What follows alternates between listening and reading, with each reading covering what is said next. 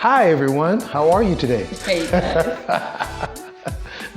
My name is Chad, and this is... Hey, I'm Niecy. And this is the Niecy&Chad show, where we talk about the incredible social experiment being put on by Lifetime TV called Married at First Sight. Yep. We're diving into season 12 couples, and our final couple to give our first impressions on will be Clara and Ryan. Now, let's just start with the fact that we're collectively bothered by Ryan's hair. Yeah. I don't know what's happening with Ryan's hair. His hair is different. I don't know. Yeah. And he seems to do it on purpose. It seems to be that way on purpose. He seems to be. I think he actually paid someone to do that to him.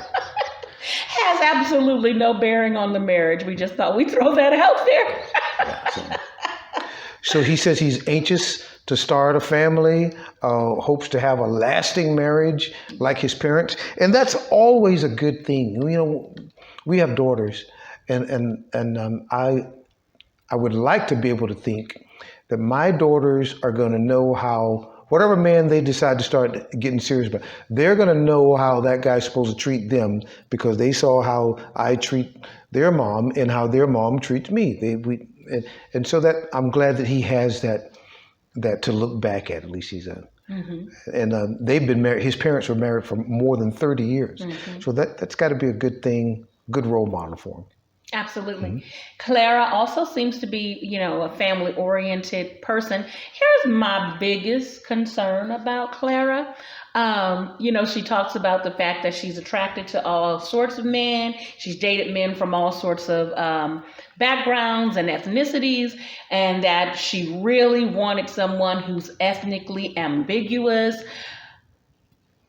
See, I feel like we are in a time and age where it's cool. That's so cool. And we are celebrating cultures and people of color. Mm-hmm. And that's cool. But it almost feels like it's a novelty to her. Mm-hmm. That kind of concerns me. I don't get it. I honestly don't get it. I mean, it'd be different if she says, I like somebody who's tall, dark, and handsome, or I like somebody who's, I don't know, but the specificity of being ethnically ambiguous. That's a lot of big words in a romance. Right, it is. But isn't that, I don't know. That just, there's something about that kind of rubs me the wrong way. It feels like, I don't know, where it almost comes across as more of a fetish. Yeah. So that bugs me just a little bit. Yeah. So she also said that she's ready for the next chapter in her life, and she's tired of dating. So, if that's your motivation, that you're tired of dating, mm-hmm. It should be more like, I want to get married. Right. That would have been, I don't know. Yeah, it almost feels like I just, like you say, like she just gave up. Yeah.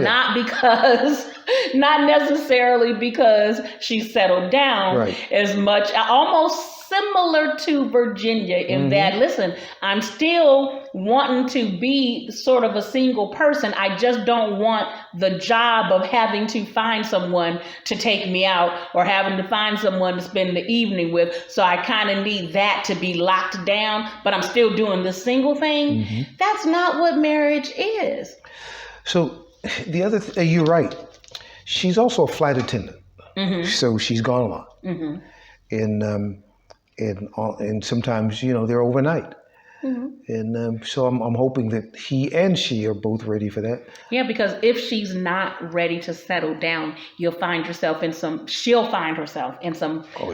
difficult situation. Oh, yeah. If this is not really what she's ready for. Yep. The Bible talks about making no provision, right? And not basically not tempting yourself. Don't put yourself in a situation where you're going to be tempted. Well, if you have made up your mind that, I am over that life and I am really focused on being married and developing this relationship with my spouse and that, commitment and that connection, then certain things won't be as tempting. But if that's not really, if this is just somebody to spend time with so you don't have to go looking. Between overnight flights? Right, you know what I mean? Then that's not, I don't know. Yeah. I don't know. That's a red flag. Yep. That's a red flag. Yep. So she also she mentioned twice in her speech to us in the show things that suggested that she's tired of dating. She said, well, point blank, tired of dating. And she also called a lot of the guys that she dated before not good people. So she said she's been getting dumped. Mm-hmm. So yes, I forgot about that. Yeah, so this is and there you go. Yeah. It feels like a rebound move. Yeah. You don't marry on the rebound. Yeah. I mean, come on, rebound situations are challenging anyway, but you don't go into a long-term, theoretically lifelong commitment on the rebound. Mm-hmm. So I don't know. Well, they could be a good couple, and like we do for all the couples, we wish them well.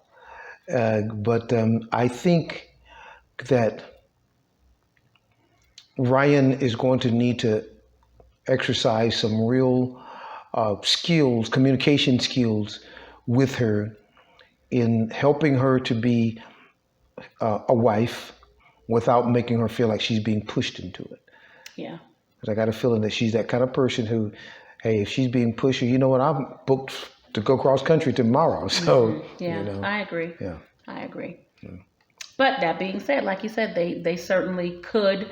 I mean, I do see where they could absolutely be attracted to one another and absolutely have a good connection, and that will go a long way. Yeah. So, yeah.